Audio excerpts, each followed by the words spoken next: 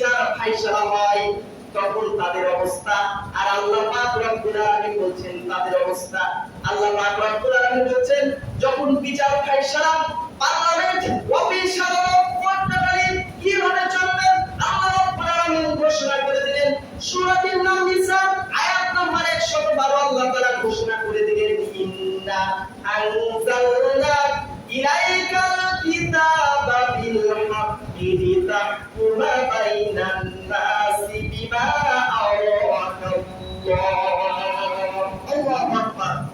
ইন্না নিশ্চয় আনজালনা নাযিল করেছি ইলাইকা আলাইকা হে রাসূল আপনার উপর কি জন্য লিমা বিল হাক্কি সত্য সহকারে লিতাহকুমা বাইনান নাস যাতে করে মানুষের সামনে যখন আপনি বিচার ফায়সালা করবেন তখন আপনি এই নাযিলকৃত কোরআন দিয়ে আপনি বিচার ফায়সালা কোর্ট কাছারি পার্লামেন্ট সব কিছু দিয়ে চিৎকার দেবেন সুবহানাল্লাহ। ঘোষণা দিলেন কে বলতো আল্লাহ।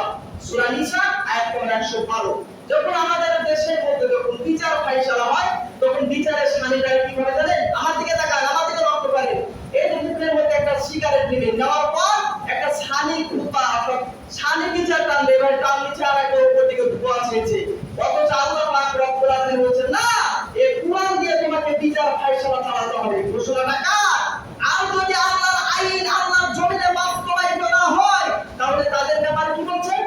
আল্লাহ রাব্বুল আলামিন সঙ্গে সঙ্গে ঘোষণা করে দিলেন ওয়া মান লাম ইয়াহকুম বিমা আনজালাল্লাহু ফাউলাইকা হুমুল কাফিরুন।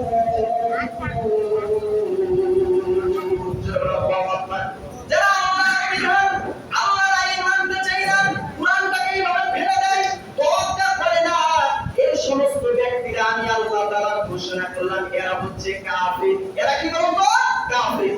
ওয়া মান লাম ইয়াহকুম বিমা আনজালাল্লাহু ফাউলাইকা হুমুস সালিমুন। যারা আমার কোরআনের আইন মানতে চায় না তারা হচ্ছে জালিম। ওয়া মান লাম ইয়াহকুম বিমা আনজালাল্লাহু ফাউলাইকা হুমুল ফাসিকুন।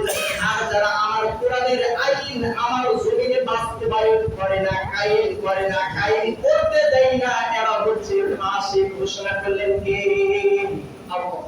এবং সর্বশেষ হচ্ছে 5 নাম্বার হচ্ছে মালিক। আমাদের মালিক কে বলুন তো? এই যে আমরা সূরাতুল ফাতিহার মধ্যে কি করে বলতে মালিক ইয়াউমিদ্দিন, বিচার দিনের যিনি মালিক তিনি কে?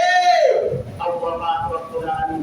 যেহেতু সবাই একেবারে শেষ, এই মালিকের বার্তা বিশ্লেষণ করতে পারলাম না, তাহলে রব আমরা এই সূরাতুল ফাতিহার মধ্যে বলেছি আলহামদুলিল্লাহ শব্দে আলোচনা হয়েছে। এর শব্দে মাত্র 2টা শব্দ রব শব্দের অর্থ আমরা অনেকগুলো 178 বার এসেছে, সেখান থেকে সামারাইজ করে মাত্র 5টা অর্থ বললাম। 1 নাম্বার হচ্ছে রব শব্দ হচ্ছে স্রষ্টা, 2 নাম্বার হচ্ছে রিজিকদাতা, 3 নম্বরে মাবুদ, 4 নম্বরে আইনদাতা, 5 নম্বরে হচ্ছে মালিক। এরবের 5টা অর্থ আমরা নামাজের মধ্যে দাঁড়াইতে পারি। এইগুলো স্মরণ হলে এটার নাম হচ্ছে নামাজ।